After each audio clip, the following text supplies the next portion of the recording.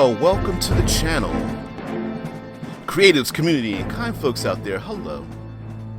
Welcome. Good to have you here.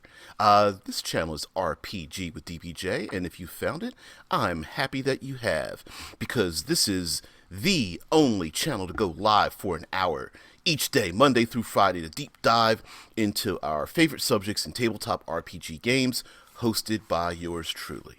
Now, it is not just me, it is all of you out there, of course, the creative and community and kind folks out there that make this channel possible. Now, if you want to support long-form content like myself or anyone out there, please just look below and they'll give you some hint as to what to do to support your favorite content creators. But we are not here for my own self-promotion. We are here to talk about a subject, and we in this channel take that subject and stretch it out all week long. Yeah, we do about 4 hours or 4 hours plus each day on these subjects.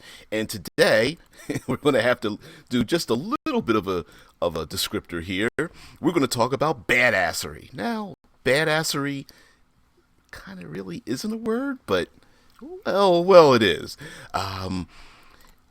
In our tabletop RPG games, we love to talk about challenging your players and coming up with great ideas that are going to just wreck shop. They're going to destroy everything. And one thing I think sometimes that role-playing games tend to forget is that while on the surface there's a lot of logic placed into the creation and the design and the balance of very many of your favorite role-playing games in the gaming worlds and such, something must be said that the application of those ideas sometimes misses the idea, misses the feeling that you want to achieve when designing these games. And that is the idea of badassery. So what is badassery?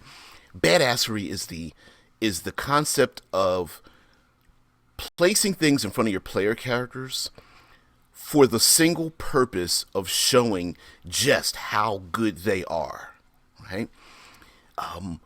Giving them the ability to absolutely positively shine, to showcase their talents, in game and out of game and at the table, and to really get that dopamine hit,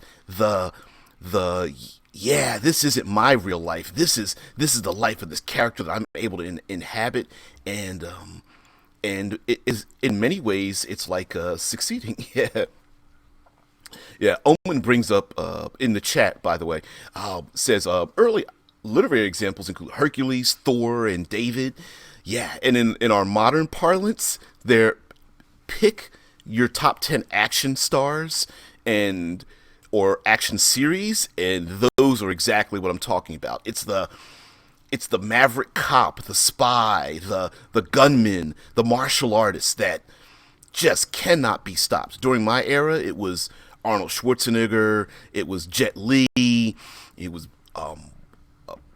quite early in life, it was Bruce Lee, and in today's parlance, you could say that, you know, the John Wick series of movies, the cult favorite classic of Equilibrium, the Raid movies, these are action style Jason Bourne movies. Yeah, Stallone was huge. Yeah, Stallone, and there were a ton of secondary individuals. I still remember a martial artist who's practiced martial arts well after the movies. Jeff Speakman was one, The Perfect Weapon, and a lot of these movies allowed the person to really embody like being a badass, right? There was, if they were good with their fists, there was no one better than them with their fists. If there was someone with a pistol or guns akimbo, you know, 2 guns in each hand, you know, jumping, sliding, moving in slow motion, bouncing off of walls and things like that. Those were things that, it's that feeling. And much like role-playing games have realized that the practical application, Bruce Willis. Yeah. Bruce Willis is a bit of a badass. In a different way. We're going to get into some of these individuals were better than others in a demonstrative sense, the way they demonstrated their abilities, but they were still badasses. And sometimes our practical way of applying badassery into the game can be a little bit stranger than the rules that are presented. Let's go back in a little bit of history before we get into Monster Monday, because today we're going to. I don't believe the talk will be very long about how we're going to add in monsters and minions and such, but I want to lay down a foundation because this will extend for today and the rest of the week.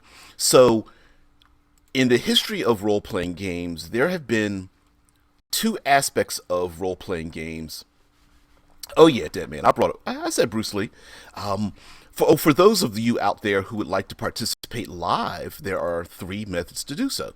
You can do that over in Twitch chat, YouTube's chat features as well, and third is Discord. If you join Fantasy Grounds College Discord server, you will find us in the boiler room. And if you're familiar with using Discord, on the left side you'll see a slider, and there are a bunch of administrative tabs and classroom tabs, but we are way down at the bottom in the boiler room because, of course, that's where all the cool kids hang out. Now, I'm going to bring up computer hacking, and I'm going to bring up starship battles. Now, I understand this isn't necessarily related to fantasy gaming, but follow me on this one. It goes to prove a point. There is the reality of computer hacking, and then there is the application of computer hacking in tabletop role-playing games. There is the reality of piloting a starship when you have a bunch of other player characters involved, and then there's the reality of it. And what happens with both of those was that in the beginning, people would design games with the reality of said feature.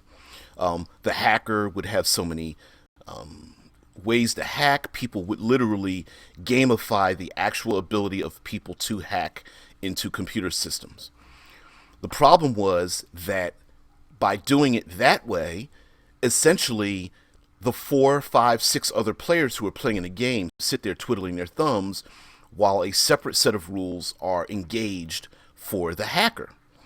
Whereas we've come to modern day, we realize that there's not much different than a player character making a skill roll to shoot a weapon, to strike with their fist, to use a melee attack with a sword or a spear, or to push over an item or jump across a chasm. There's no difference than making, say, a skill check for the hacker. You essentially a single die roll or multiple die rolls to finally break into a doorway or unlock a secure file, or download a system, or infiltrate into a building, is basically just a series of die rolls that are the equivalent of the other player characters running, jumping, spinning, dodging, intimidating, healing, and that kind of thing, right? Same thing when it comes to starship combat, right? When you have one player who's the pilot, and believe you me, every time someone designs a new science fiction game, someone says, I want a starship, I want to be a pilot. And you have the problem, again, the pilot pilots the ship, you've got 3, 4, 5 other player characters who are sitting there twiddling their thumbs. And the older systems, it makes sense, right? There's a person at the pilot seat, everyone sits back, pilot gets to make all the rolls, and then once the pilot is out of the ship, the pilot doesn't have much to do because the other player characters are now running, jumping, shooting guns, intimidating, healing, hacking, and those kind of things. Fast forward to today, they've realized that is an issue, which is why many of those things are spread amongst the other player characters to make them a little bit more interactive.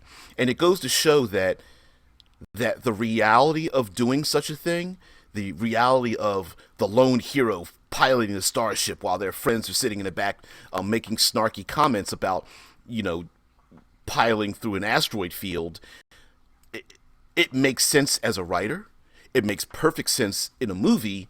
It does not apply at the tabletop. So what does badassery have to do with role playing games, and why would there be a problem? I mean, most games allow us to be badasses, right? I'm going to dispute this just slightly, okay? In the sense that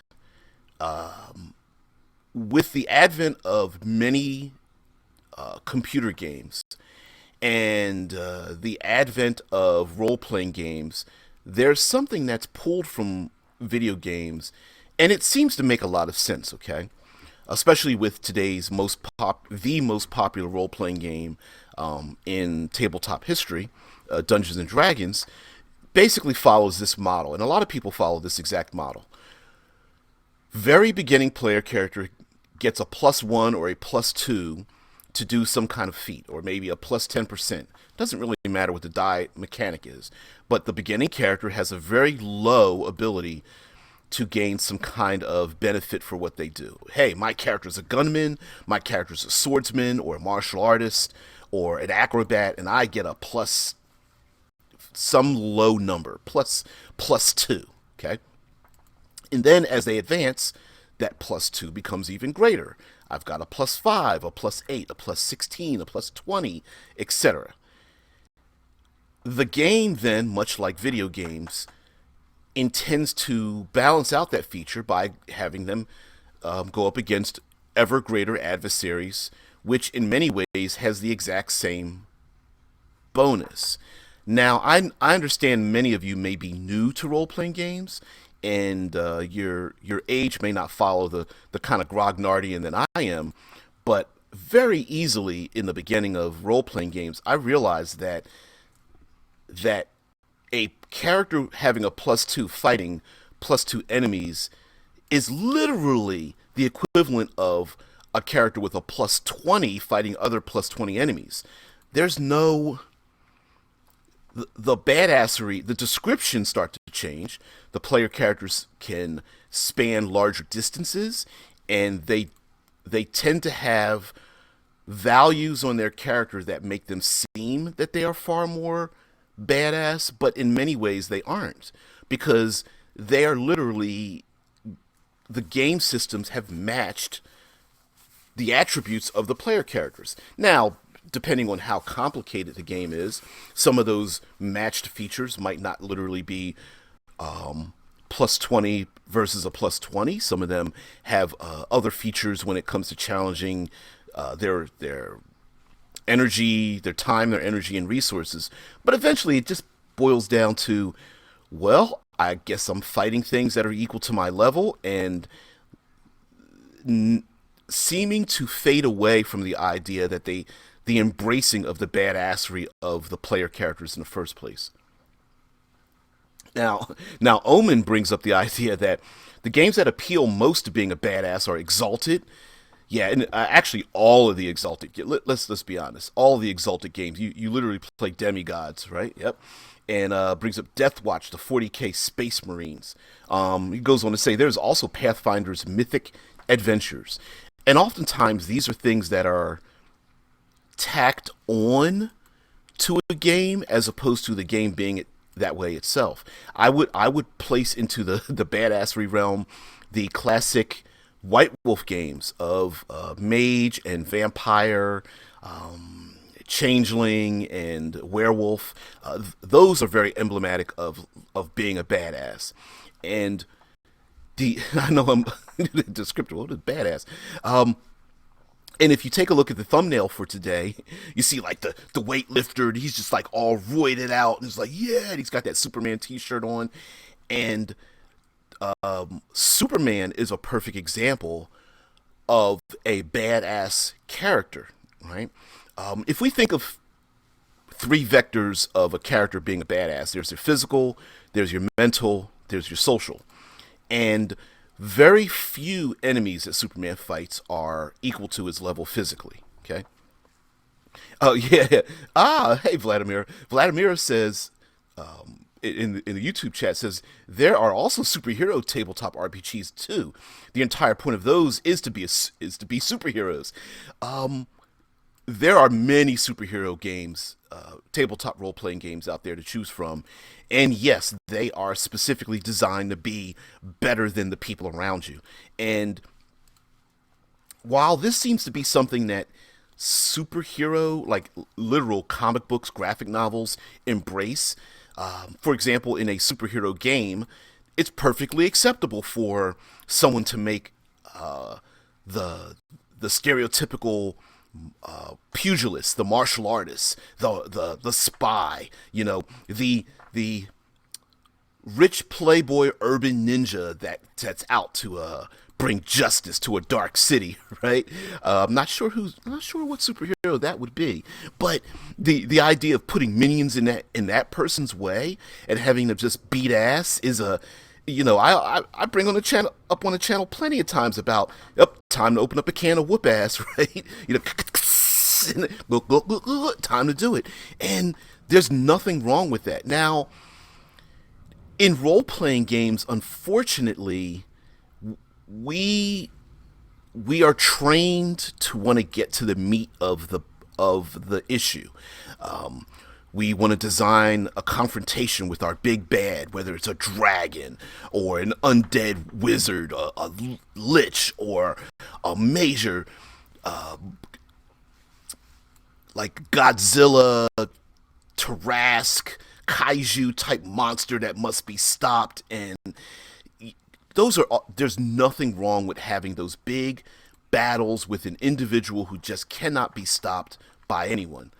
But minions, something that even till today people have never criticized from fourth edition, despite people not liking, not I can't say that. There's been a lot of divide as to people who like and do not like the who are not fans of fourth edition. Yeah, Dead Man brings up the DC Heroes RPG. I remember playing the old Mayfair game. I love the Mayfair game, the game system. They end up losing the license, splitting with the individual who designed it, and he came out with his own game called Blood of Heroes system. But there are so many superhero games out there, and I think there's something we can borrow from superhero games and even movies and television that we should bring into our games. And it's the psychological idea that as those of us that are game masters, dungeon masters, storytellers, to design space in our world for the players to be badasses. That's a weird thing for me to tell people to do because there's so much advice out there about balancing encounters and how do you adjudicate, the ever increasing power of the PCs, and how do you introduce your big bad, and yeah, Dead Man says the Mayfair games system called their game DC Adventures. I didn't realize it was called DC Adventures. Or in hindsight, they called it DC Adventures. But yeah, that was a great system. That and Marvel Superheroes face rip version.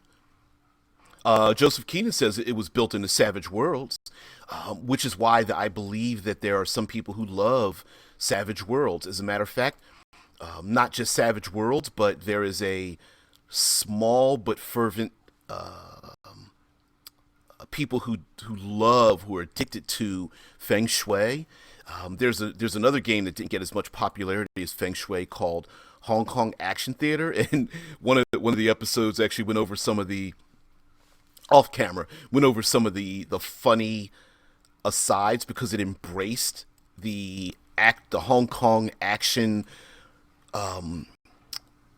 mantra of like the 90s and early 2000s, where you actually had special capabilities like sacrificial buddy and training montage and flashback and bad dubbing and things like that. So they even had character capabilities in there like never needing to load, or hey, take an action to reload your guns and you get a additional damage bonus for your next action or something. So they had a lot of that in there, and I would say why not embrace some of that kind of stuff. Now, for those who don't know, in fourth edition they had a minion rule, and there are other game systems that use a similar type of system, but essentially fourth edition's minion rule was that no matter the statistics of or the stat block of the creature or creatures, the horde of creatures you want to use, you just give them one hit point. So player character fires off a fireball that does 32 points of damage. If it damages the minions, and there are 32 minions, 32 of them go down. Now, I know there were some people that were trying to do funky mathematics, because part of the minion rule was that if you struck a minion and you did more than 1 point of damage, the damage would blow through to the next minion. So there were some people trying to do fuzzy logic where they're like, okay, well, if I cast a fireball and it does 1 point of damage to 32 individuals, doesn't that mean that 31 points of damage then blows through to the next person, and then so forth and so on, that you start killing like thousands of them because it blows through the next one and it only has one hit point, and then they take 30 points of damage, and so on and so forth. And yeah, that's stretching it a little bit. But in Feng Shui, they made that system even simpler. They basically said, they called them mooks, thugs, goons, cannon fodder, whatever you want to call it. They were unnamed in the game, and anybody without a name would basically, all you had to do was hit them, and just describe how you take them out. The second rule that I really embraced, I think I was a teenager. I might have been like 19 or 20 when I started playing Feng Shui. But the other aspect of the rule system was that as long as what you're trying to do is simple, how you do the thing can be as complex as you want, which is a really weird thing to embrace. But if you follow me on this, one idea would be you confront the orc, you draw your sword, you're ready to strike. Now, all you want to do is kill the orc, okay? And yeah, I love myself some Feng Shui. The role playing game, tabletop role playing game, not flower arranging and making sure that openings and colors and doors and furniture are set up correctly. I'm talking about a bloody Hong Kong action tabletop role playing game. If for those out there that are like, you want to rearrange flowers and make sure that things are done in the right, like geomancy, is that what you're talking about? No. But take two different situations. One player, both of them with their sword drawn, about to attack an orc, and both of them want to kill the orc. So one person says, well, I'm going to draw my sword, I'm facing the orc, I'm going to roll the dice, I'm going to strike the orc in the head with my sword. Roll the dice, great, you succeeded. You strike the orc in the head, he's dead. The other player character says, I want to kill the orc. Okay, grab the dice. Person grabs the dice, rolls. Now, listen to the pattern in which I say this. Grabs the dice, rolls. Oh, you got a success. You kill the orc. Great. Okay, what I do is, then you start describing it. I strike at him once, twice, 3 times while he tries to parry my blade. But really, what I'm doing is I'm tricking him, using a feint, and I'm going to, sweep his legs at him as I spin, and in slow motion while he's in the air, I'm going to turn in the air, use my sword, stab him in the chest, pinning him to the ground, put my foot on his throat, and rip my sword out. When I rip my sword out, blood spurts out of the middle of his chest as he starts gurgling on his green blood. I've just struck one down, and I look at his allies and look at each of them, pointing my sword at each one and say, who's next? Okay. 2 different situations described in 2 different manners, but the outcome is exactly the same. Not a single part of that description changed the rules. Now, many games or people who play games, and this is where the reality of what would happen in this world versus the rules comes into conflict. A player character that says, I want to leg sweep my enemy and trick him into doing something and then pull my dagger out by accident, from behind my back and throw it in his face while he's distracted, slice my sword against his throat and then pin him to the ground and all that. A lot of games will ask you to make a roll for every single one of those actions, thereby making it pretty much impossible for you to do so, which means you default to, I rolled a hit, I strike, do I kill it or don't I kill it, right? But if we consider that games, because no matter how much time factor it is in a game, whether there's a 6-second round, 10 seconds, 30 seconds, doesn't matter, that if we look at all of that amazing cinematic, because you guys know me, I'm a cinematic individual, to really embrace the cinematography of what's going on, that the complex actions that are happening in and around the battlefield are just there. Their flavor, their fluff, they are the beats that happen, the musical tones that happen in between the main beat over top of what's going on. So all of the dodge, twist, flip, move around, block, strike, all that stuff is just in between the actual roll to achieve the simple result.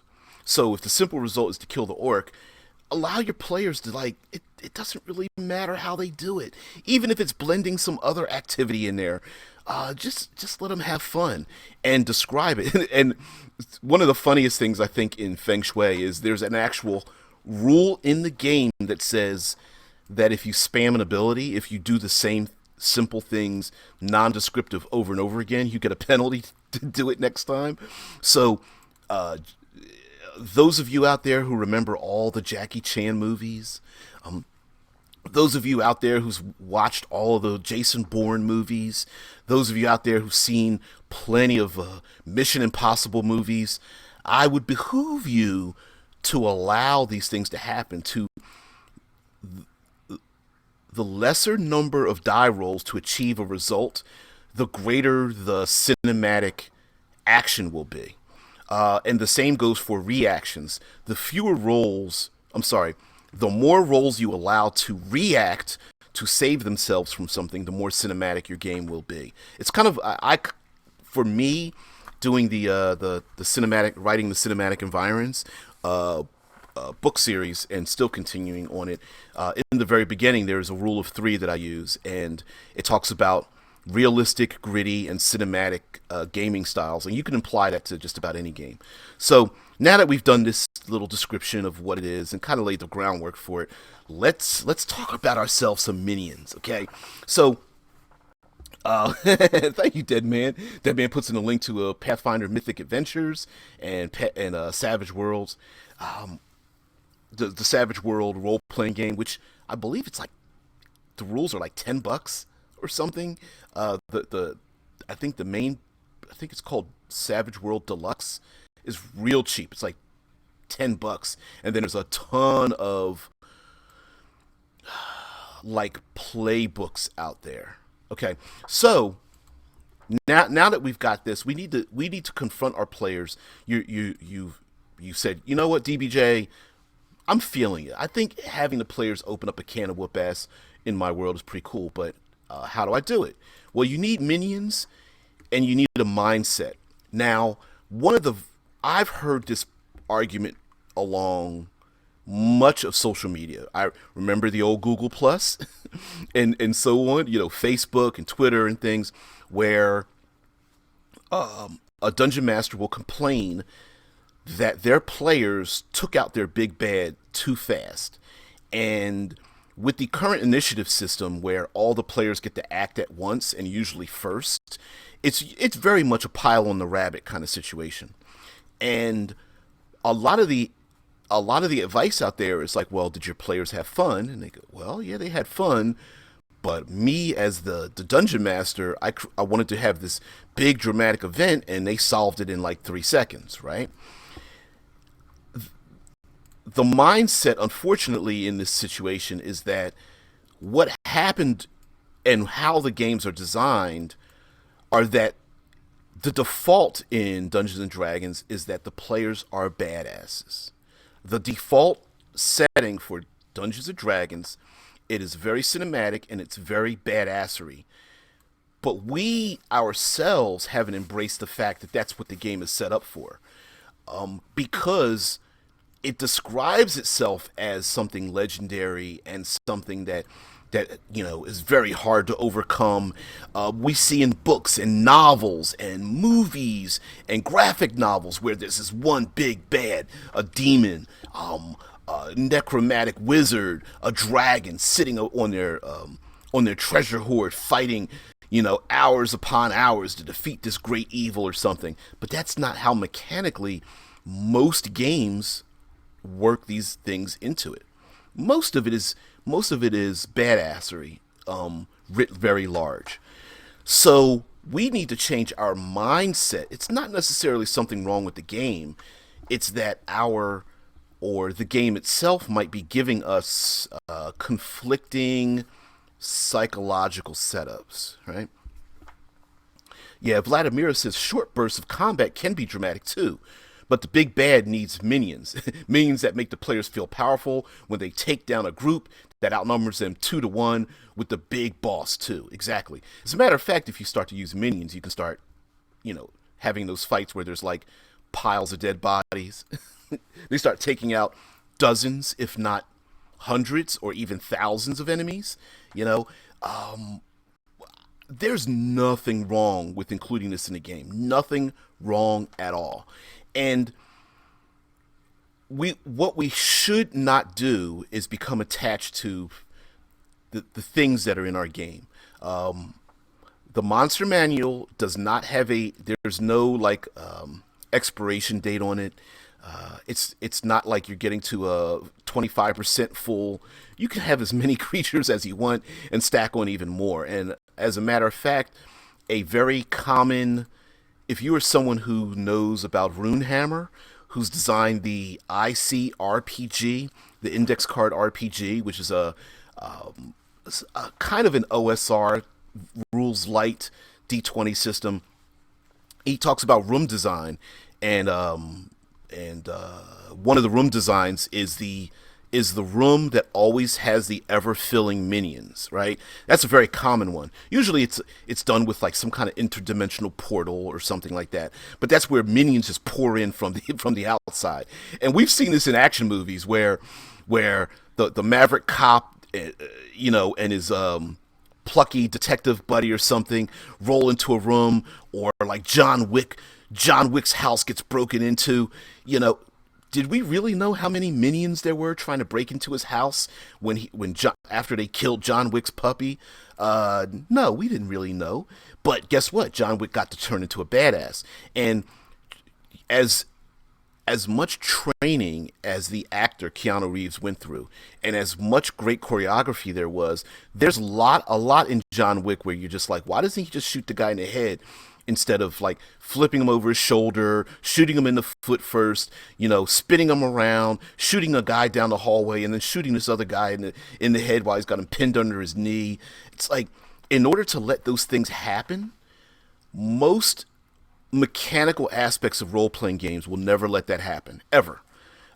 You will be lucky if 1 in 100 times the actual mechanical ability to find a gunman, pull him around the corner, judo flip him, pin him under your knee, shoot 2 guys down the hall, and then shoot this person and double tap him in the head will actually work in a very mechanical setting.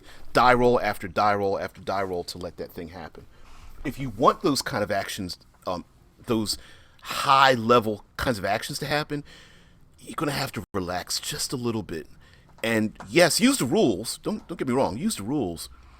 But allow the other musical beats, the backup singing, the backup dancers, the lights, the the mist and smoke that rolls across the stage, the blast of flame that shoots up behind the singer. You need to let all that flavor happen while you're listening to the main voice of this epic song, right? And the epic song are the die rolls. The other stuff is in the background. So when incorporating minions, one thing we're really going to need to do if you really want to incorporate minions, whether you give them each one hit point or you don't even go to the hit point, you just say, look, if you hit them, they're down. Or as a matter of fact, you can even say, make your die roll to hit, and whatever modifier you use, that's how many enemies you take out. For example, you need to roll 12 or more in a d20. If the person rolls a 15, you take out 15 enemies or something. Or you could take you do the difference, right? If you need 12 or more and you roll a 15, tell me how you take out 3 enemies. And of course, you don't want to blow your load, players out there. Don't blow your load on your first attack, right? Make it just 1 or 2 sentence descriptors. Build upon the very next attack so that it's like this tapestry, this interwoven lattice of one attack to the next, where you've leg sweeped the orc, and in slow motion before the orc even lands on the ground, your sword goes through his chest. You've pointed your sword to the other enemies. They look at each other, they look at you, they have some hesitation, but then they double down on their rage and they come after you, and you go, great. I take my foot and kick the helmet of the dead orc in front of me and kick it right into the face of the guy to my left while I slash my sword against across the belly to my right. Then I spin down on my knees, bringing the sword around my back, and then I pierce the middle one right in his gut, and I use his body as a shield. And then when he goes down, I look at the others, the one whose nose is bleeding from when I kicked the helmet into his face, and I use the pommel of my sword and bash him right in his right across the bridge of his nose, shattering his skull or something. Did this person just make a roll and go, oh, I took out 3 minions? Of course. But allowing one thing to build on another and embracing this collaborative story, right? Story is not just about drama and tears and all that. Drama is also about, and collaborative storytelling is also about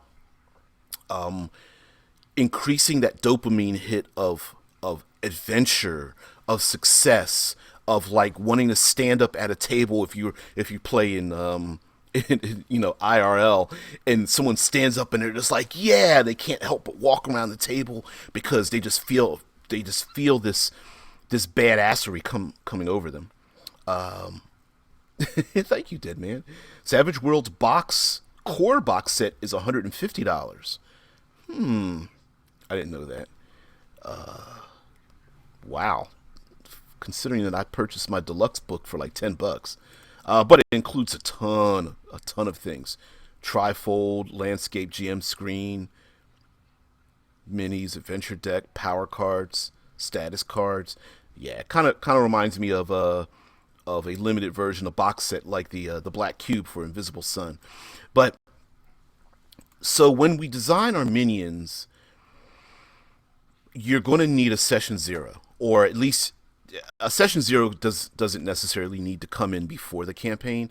Session 0 basically means you can have this at any time, and that is the fact that the expectation of fighting minions is going to have to be different than the expectation of fighting your standard monsters, NPCs, and such.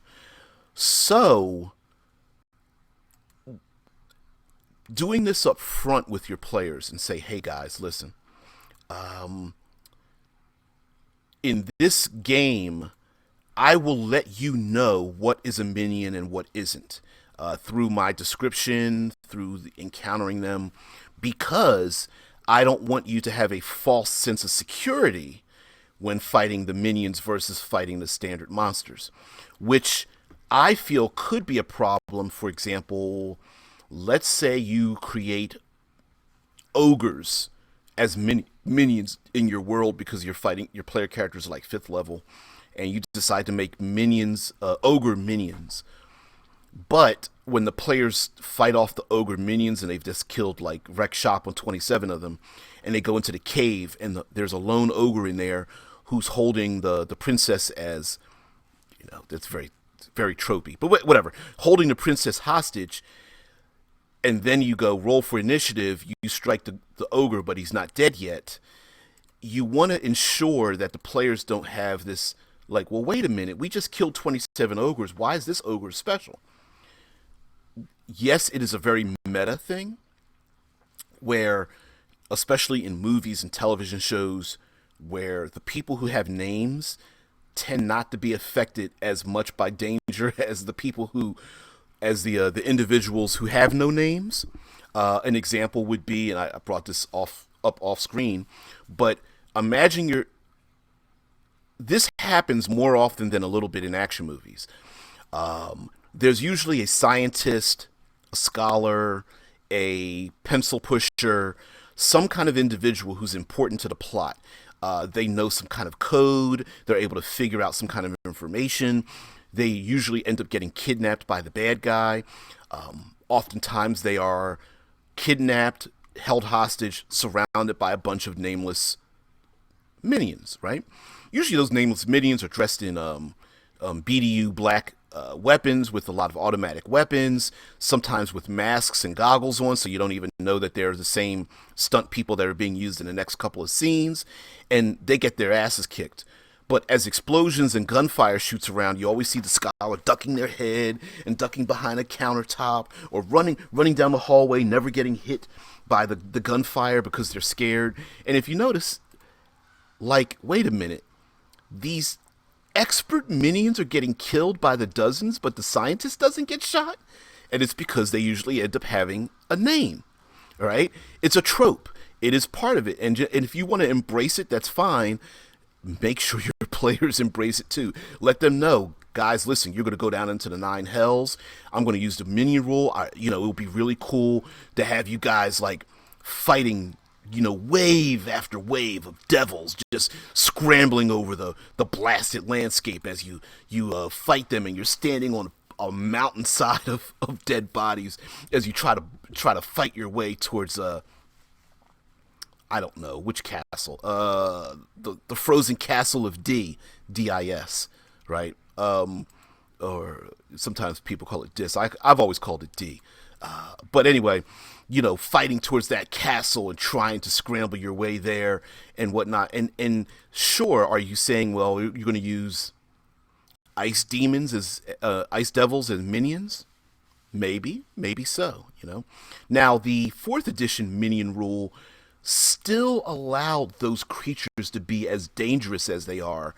It didn't reduce any of their resistances. It didn't reduce any of their combat abilities.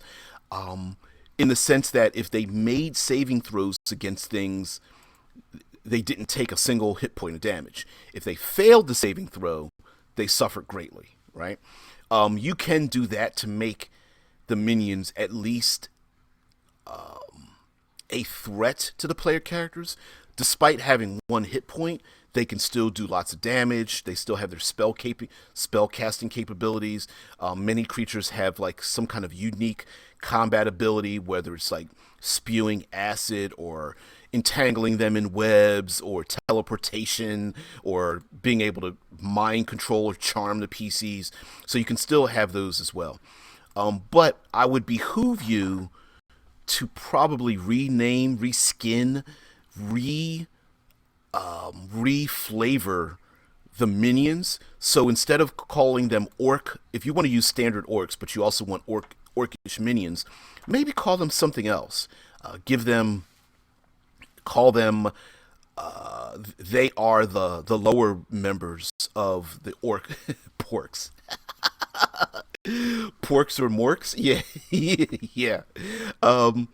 Yeah, give them another name. I guess if you want to call them like the pig folk or something, instead of standard lizard folk, you have like, I don't know, the reptile men or something. Just to give them, maybe even describe them as being less effective or being mindless or something. You can do that as well. Is it then minotaurs who are stronger are beefs? Oh man. Then what tastes like chicken? I don't know. Harpies or griffins or something? So so the other thing about having minions and the waves of minions is that, like anything, you don't want to overdo this, right? You don't want to overdo the minion thing at every single encounter. Oh, you go into the cave, there's minions. Oh, you go into the dark woods, there's minions. Oh, you go into the city, around the corner, there come some more minions. You want to be careful of that. The other thing that minions apply to when it comes to challenging the big boss fight is the point of the encounter usually is not fighting the minions in the first place. Remember, I brought up Superman, the Superman T-shirt in the thumbnail. Superman is already a physical badass, right? He can fly, move at super speeds. He can't be hurt, basically. Completely invulnerable. He's got a ton of like heat vision. I can breathe out cold. I can see through walls and blah blah blah. Usually, that's not what challenges Superman. Okay, you've got your physical, you got your mental, you got your social. What ends up happening is the minions are much like using the environment. We'll talk about this on third pillar Thursday.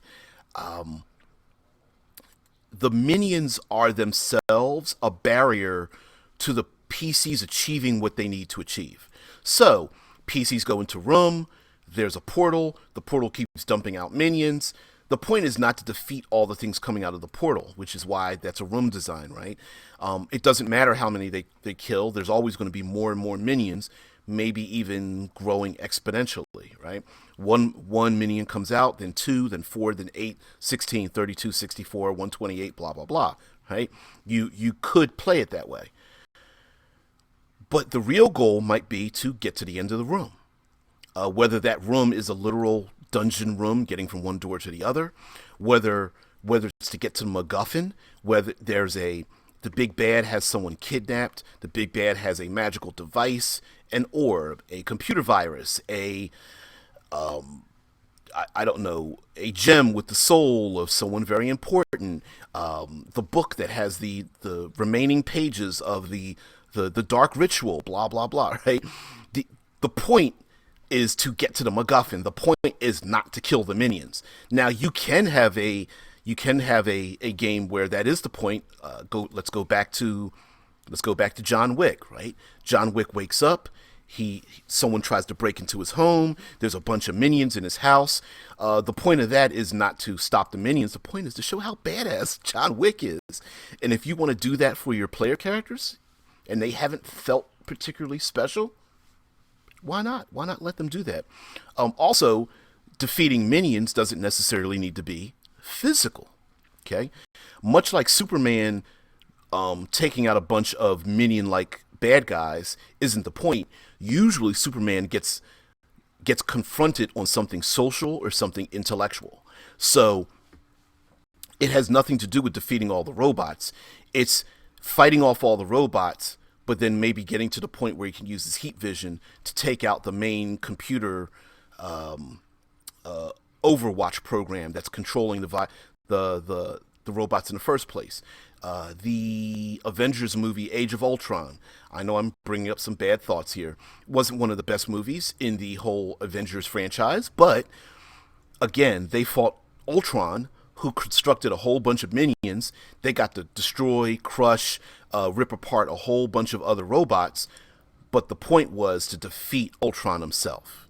And so you can place minions in the way of actually achieving the triangle of the encounter. There's your big bad, there's the PCs, or there's the MacGuffin, the PCs, and the minions happen to be that third element in there. So whether the thing that they need to go after is moving away from them, whether there is a time limit, whether it is you need to take a called shot to get to it, whether there is a particular PC that has the special capabilities to thwart the MacGuffin, whatever it may be, and that person needs to be protected from all of the minions. That's where minions really shine. And there's no reason that you need to make minions mindless. Mindless minions aren't bad. They're loyal. They get killed all the time. Listen, every time the Joker shows up, he's end up having minions at one point or another in your classic comic book series, and superheroes in all their forms tend to have a lot of minions as adversaries. Robots, alien hordes,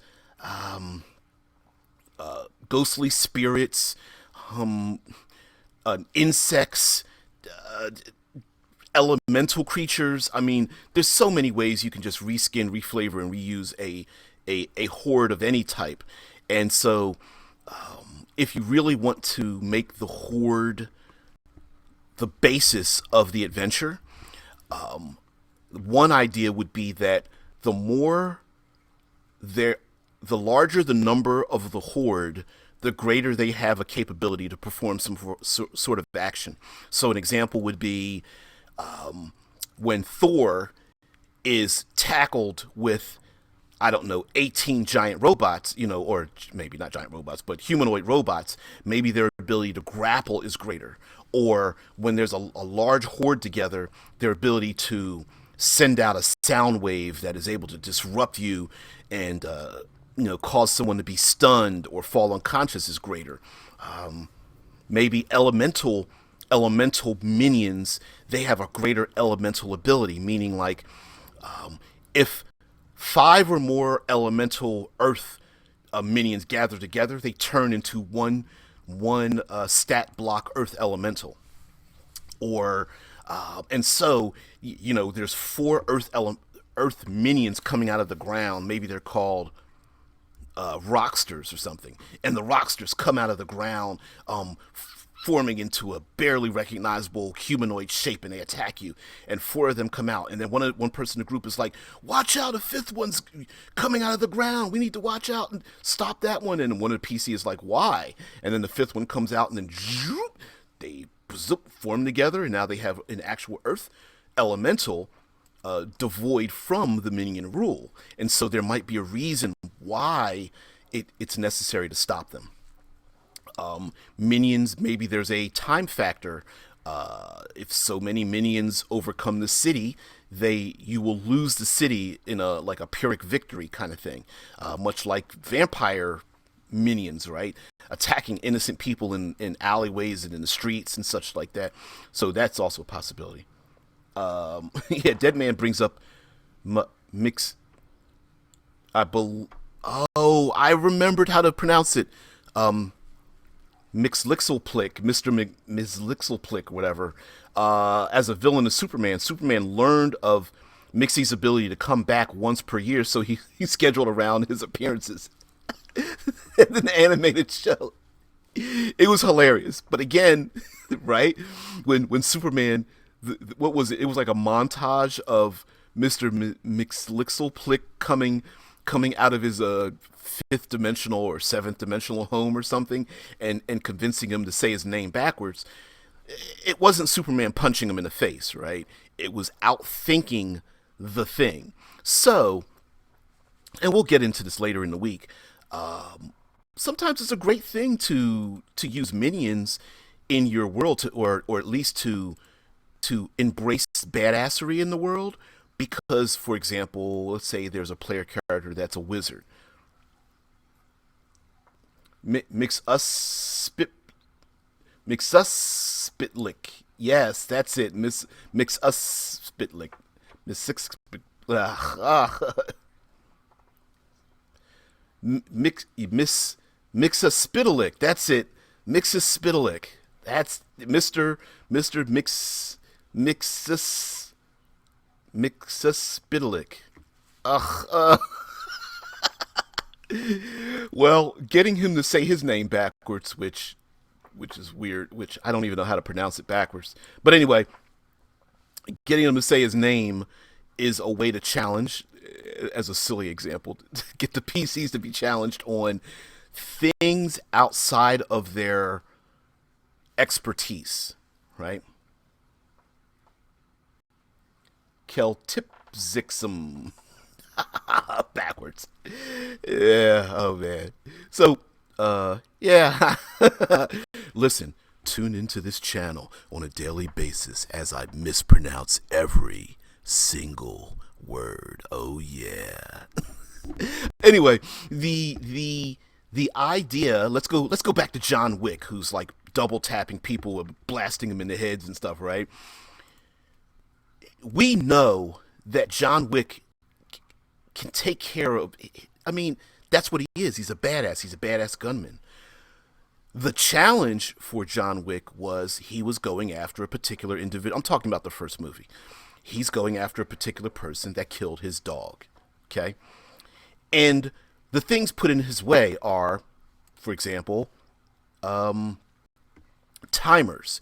The kid is at a club, and he's hanging out with his bad guy buddies, and more minions are put in John Wick's way as he's trying to put a cap in this dude's ass. Right? He's trying to open up a can of whoop ass, and he keeps every time he opens up yet another can, he's got to waste it on a couple of minions. So there was a little bit of an escalation thing going on there. There was a social challenge for John Wick. He goes to the Continental. If you guys don't know, there's a hotel set up just for assassins, and there is no assassination, no violence on the property of the Continental. So his limitation is that he's not able to respond in kind due to his code of ethics and the rules presented in his world when someone else wants to take him on. So he has that issue. There's more of a social issue. There's also intellectual issues. Intellectual issues can be deciphering the deciphering the ancient texts, figuring out how to turn off the dangerous machine, hacking or reprogramming the machine that's doing the darn bad thing. We've seen this in every single spy movie ever.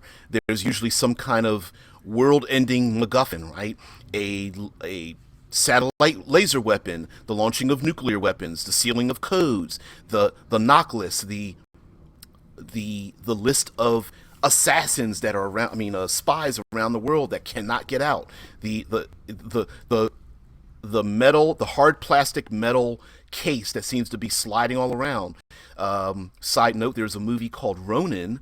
I think it was made in the early 90s. It still holds up. In that movie, there's a MacGuffin. There's a suitcase filled with something. You never know what's in it. The movie was literally written around a MacGuffin, and you never know what that MacGuffin is. Little piece of trivia there, but a great movie. It's got one of the best car chases in a small Euro city ever. But in a movie like Ronin, there is a MacGuffin, and the intellectual part is to maybe not damage the MacGuffin. Maybe the MacGuffin is a Fabergé egg or one of its own kind. The MacGuffin could be someone who's kidnapped, whose life must be saved, and you need to protect them from the minions that are coming after this individual. Yeah, Dead Man says the Borderlands series of games, you play as a badass. The supporting characters say it several times. Exactly. So, do I feel that you can have an entire campaign based around badassery? No. That's not what we're going to talk about this whole week. Really, what we're talking about is the idea that there's nothing wrong with embracing the idea that your player characters are badass individuals, and there's nothing wrong with designing things for them to shine as badass individuals. And when your lemons are turned, your lemons are crushed, and you start to make that lemonade, maybe embracing the fact that, oh well, I guess this isn't really the big bad. I guess they got a chance to shine. Embrace the idea that, okay, this didn't work out the way I thought it would work out, but if I step back, it really worked out the way it should have worked out. We're going to reflavor, reskin, reassess what happened here. And as a matter of fact, I think you guys already know the mechanics of games, 3, 4, 5 player characters, almost universally means that your single big bad is always going to fail. if you have 3 player characters who each have 2 or more actions apiece, it's a minimum of 6 actions against 1. It's pile on a rabbit. And much in real life, if you were attacked by a gang of individuals, you're probably going to go down. And that's real life. But in a role-playing setting, 6 or more individuals fighting 1 individual, usually that person comes out on top. So in order to do that, sometimes you might need to surround your big bad with layers and layers of minions, soldiers, lieutenants, bodyguards, until you get to the big bad. Yes, you're going to have a player character want to snipe your big bad from the very beginning. That will happen if they are physically there. You could do the big bad on the computer screen, big bad floating as an illusion, the big bad speaking inside the minds of the individuals, the big bad who leaves a message for the heroes, talking about good job this time, but I won't underestimate you again. And this is how we within the game can establish to our player characters, like, hey, the big bad is going to learn these new things, right? The big bad just may the big bad may just learn from their mistakes and come back, doubling, quadrupling their capability. So anyway, guys, I want to thank you very much for joining me. We're going to absolutely continue this conversation further this week. Tomorrow is Discord Tuesday, where we've pretty much defaulted into using mechanics, although it's a grab bag. Wednesday is World Building Wednesday, where we're going to design a world where the PCs get to direct shop on a ton of minions and who they are and what they are and why would a world be that way in the first place, and have some fun with it. As well as Third Pillar Thursday, where we get to talk about the exploration pillar, with combat and social interactions being the first and second pillar. The third pillar of exploration is where the environment itself, and can the environment be minions? It absolutely can. All right, guys, thank you for joining me, and as always, till next time, thank you very much. Have a great day.